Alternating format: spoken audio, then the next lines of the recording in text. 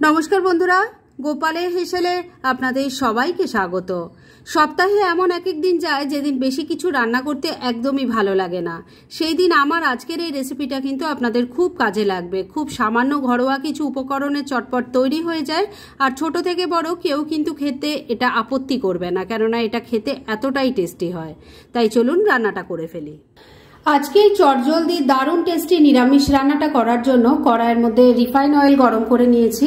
এর মধ্যে দিয়ে দিচ্ছি অল্প নুন, অল্প হলুদের গুঁড়ো দিয়ে দিলাম। এর মধ্যে এবার প্রথমে একটু আলুর টুকরো ভেজে নিচ্ছি। আমি এখানে একটাই বড় সাইজের আলু নিয়েছি, সেটাকে এভাবে ডুমো ডুমো করে কেটে নিয়েছি। আলুর টুকরোগুলো একটু হালকা আগে ফ্রাই করে নিচ্ছি। আলুর টুকরোগুলো হালকা করে ভেজে নিয়েছি। এবার এর মধ্যে দিয়ে দিচ্ছি একটু ফুলকপির টুকরো। আলুর সাথে মিশিয়ে নিয়ে ফুলকপিটাকেও ভালো করে ভেজে নিচ্ছি। আলু ফুলকপি ভালো করে ভেজে নিয়েছি, এবার এগুলো তুলে নিচ্ছি। এবার এই তেলের মধ্যে দিয়ে দিচ্ছি একটু গাজর আর বিনসের টুকরো। এর মধ্যেও অল্প নুন দিয়ে দিচ্ছি। ভালো করে মিশিয়ে নিয়ে এটাকেও হালকা ফ্রাই করে নিচ্ছি। গাজর বিনস এগুলোকে কিন্তু খুব বেশি ভাজলে এর টেস্টটা ভালো থাকে না, তাই হালকা করে ভেজে নিচ্ছি। হালকা ভেজে নিয়েছি, এবার এগুলো তুলে নিচ্ছি। সমস্ত সবজি ভেজে নেওয়ার পর যে তেল আছে তার মধ্যে আমি ভেজে নেব একটু পনিরের টুকরো।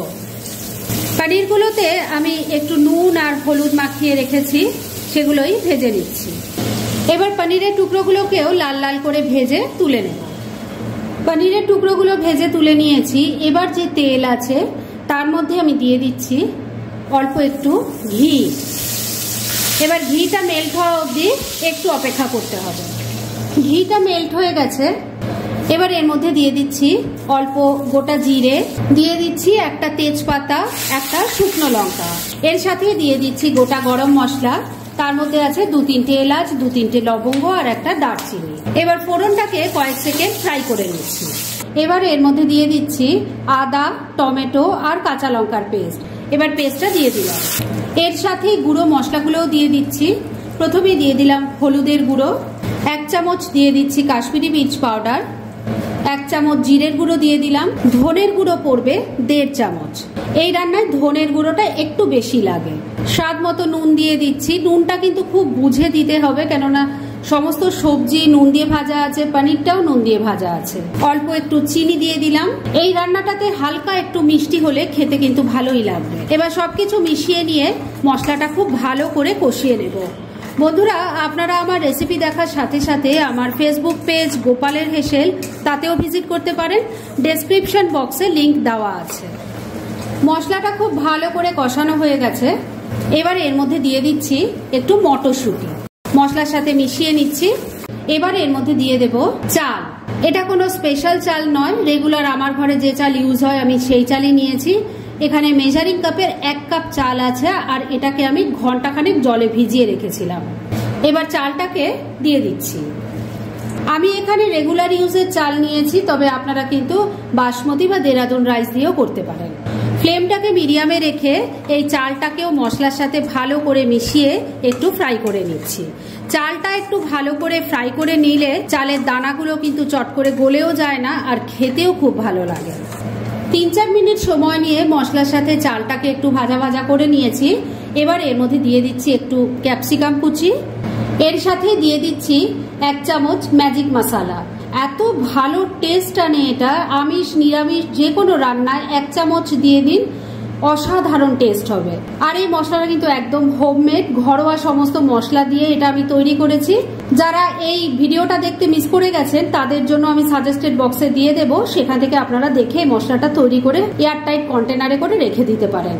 এই মশলাটা এবার 1 চামচ ছড়িয়ে দিলাম। ভালো করে মিশিয়ে নিচ্ছি। সবকিছু খুব ভালো করে মিশিয়ে নিয়ে আবারও মিনিট খানেক নাড়াচাড়া করে নিয়েছি। এবার এর মধ্যে জল দিয়ে দেব। এখানে একটা টিপস আপনাদের দিয়ে দিই, রাইসের যে কোনো রান্না করার সময় রাইসটা কতটা নিচ্ছেন সেটা একটা মেজারমেন্ট রাখবেন, যে কোনো ঘরোয়া কোনো কাপ, বাটি, গ্লাস এগুলো দিয়ে, কেননা জলটা সেই মতোই দিতে হবে। আমি যেমন এখানে চাল নিয়েছি, আগেই বলেছি মেজারিং কাপের 1 কাপ, তাই জল দিচ্ছি ডাবল, মানে মেজারিং কাপের 2 কাপ। আর এই জলটা কিন্তু উষ্ণ গরম জল। ভালো করে মিশিয়ে নিচ্ছি। জলটা দেখুন খুব ভালো করে ফুটে উঠেছে। এবার এর মধ্যে দিয়ে দেব বিনস, গাজর আর আলুর টুকরো। ফুলকপিটা এখনই দেব না, কেননা ফুলকপি এখনই দিলে ওটা গলে যাবে। ভালো করে মিশিয়ে নিচ্ছি। এবার ফ্লেমটাকে লো আর মিডিয়ামের মাঝামাঝি রেখে 4-5 মিনিট ঢাকা দিয়ে রান্না করে নিচ্ছি। মিনিট 4 রান্নাটা হয়ে গেছে, এবার ঢাকা তুলছি। রান্নাটা কিন্তু এখনো রেডি হয়নি। ভেজে রাখা ফুলকপিগুলো দেব আর ভাজা পনিরগুলো দিয়ে দিলাম, মিশিয়ে নিচ্ছি। এবার আবার ঢাকা দিয়ে 3-4 মিনিট রান্না করে নিচ্ছি। মিনিট 3 আবারও রান্নাটা করে নিয়েছি, এবার ঢাকা তুলছি। এবার রান্না কিন্তু একদম রেডি। আমি একবার মাঝে ঢাকা তুলে একটু নুন মিষ্টিটা চেক করে নিয়েছিলাম আর একটু নাড়াচাড়া করে দিয়েছিলাম। আপনারাও কিন্তু সেটা করে নিতে পারেন। এবার শুধু দেখে নেব রাইস কেমন সেদ্ধ হয়েছে, সেটাও আমি দেখে নিয়েছি, তবে আপনাদেরও একবার দেখিয়ে দিচ্ছি। দেখুন রাইস কিন্তু খুব সুন্দরভাবে সেদ্ধ হয়ে গেছে, অথচ সমস্ত দানাগুলো গোটা গোটা রয়েছে। তার মানে রান্না মোটামুটি রেডি। এবার শুধু শেষ পর্যায়ে দিয়ে দিচ্ছি একটু ধনেপাতা কুচি। এটাও ভালো করে মিশিয়ে নিচ্ছি। ধনেপাতাটাকেও ভালো করে মিশিয়ে নিয়েছি। রান্না এবার একদম রেডি। গ্যাস বন্ধ করে দিলাম। তবে এটাকে এখন কিন্তু আর ঢেকে রাখা যাবে না, না হলে স্টিমে রাইসগুলো একদম গলে যাবে। তাই ডাইরেক্ট আপনাদের সার্ভ করে দেখাচ্ছি। ফ্রেন্ডস, আমার আজকের এই দুর্দান্ত স্বাদের এক পাকের রান্না একদম রেডি হয়ে গেছে এবং আমি সার্ভ করে দিয়েছি। ভীষণ ইজি একটা রেসিপি, কিন্তু খেতে অসাধারণ হয়। সেটা একবার ট্রাই করলেই বুঝতে পারবেন। তাই দেরি না করে পারলে এটা আজই একবার ট্রাই করে ফেলুন, আর তারপর কেমন লাগলো সেটা প্লিজ কমেন্ট করে জানাবেন। এরকম ধরনের অনেক ভালো ভালো নিরামিষ রান্নার রেসিপি আপনারা গোপালের হেসেল সার্চ করলেই পেয়ে যাবেন, যার মধ্যে থেকে কিছু কিছু আমি সাজেস্টেড বক্সেও দিয়ে দেবো, সেখান থেকেও আপনারা দেখে নিতে পারেন। তাই গোপালের হেসেল অবশ্যই ভিজিট করুন।